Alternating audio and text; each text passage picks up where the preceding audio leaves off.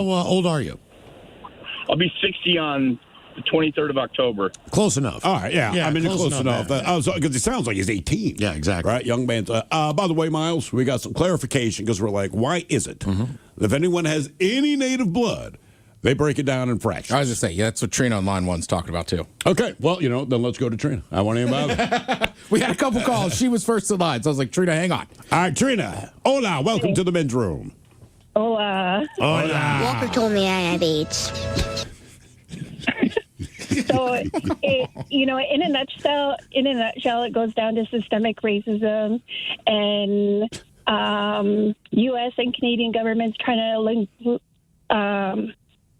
not just basically extinct any native blood. So, for example, if you were born in, quote, Canada, if you were under 50%, you would not be recognized as an Indian status.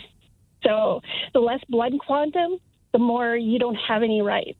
And same with down here, like my sons their father is enrolled in Quinault, and if they didn't look as me as Native because they don't acknowledge Canada because of the U.S. federal government. So it all comes down to the less blood quantum and the imaginary border, basically erases your rights. Yeah.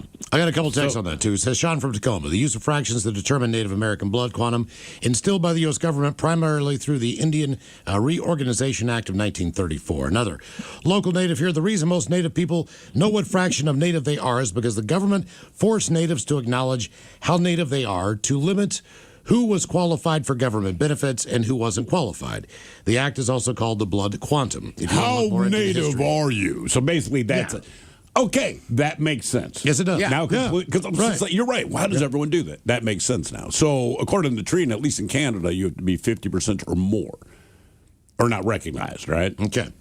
Yeah. So in that case, it's like right because there's. Then what is it in the U.S.? Because I mean, look, I don't know. So Trina makes the point in Canada, you got to be 50% or more native blood for them to recognize you and to get whatever benefits. So is it lower in the States? Because my thought is, if you're less than 50%, then why bring it up? Yeah. You know what I mean? If you're from North America, like she said, an imaginary boundary set up by somebody else. Somebody else If you're from North up. America, you're from North America. Correct. So I don't know why. Different governments, though. I mean, probably have different benefits or whatever. I'm just guessing, but I would assume some people too. Like if you're any part a different ethnic group, you might just take bond with that. Sure. Like Jackson Smith and Jigba, right? He was Jackson Smith, and then I want to say something happened with his grandfather. So he was like, I'm going to add our African name to show pride to it. Yeah. I don't know. Look, if I was 2% Portuguese, I'd be yelling Portuguese all the time. I mean, everyone seems to do it in this country. Yeah. No one just said you're American during the Olympics or when you visit another country, but otherwise somebody's anything other than American when you ask them.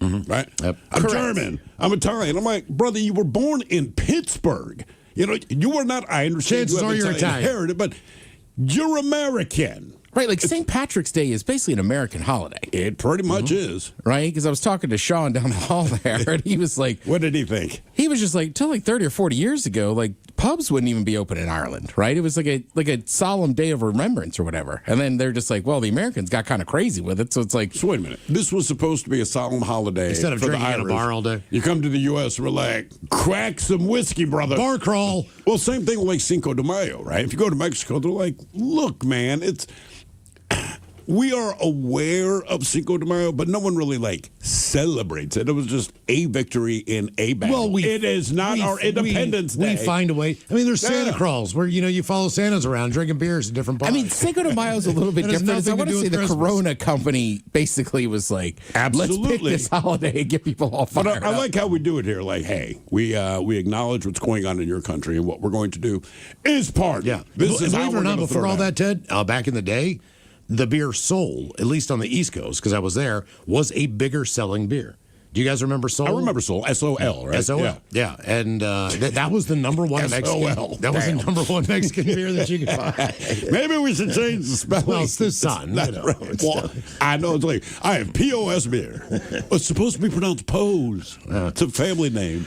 You're right, but I like all the stupid drinking holidays. We all do, Whatever. because we're encouraged And to go drink it. It's a good excuse, right? Cinco de Mayo, I guess better get tacos. The only one we don't really throw down on is Easter.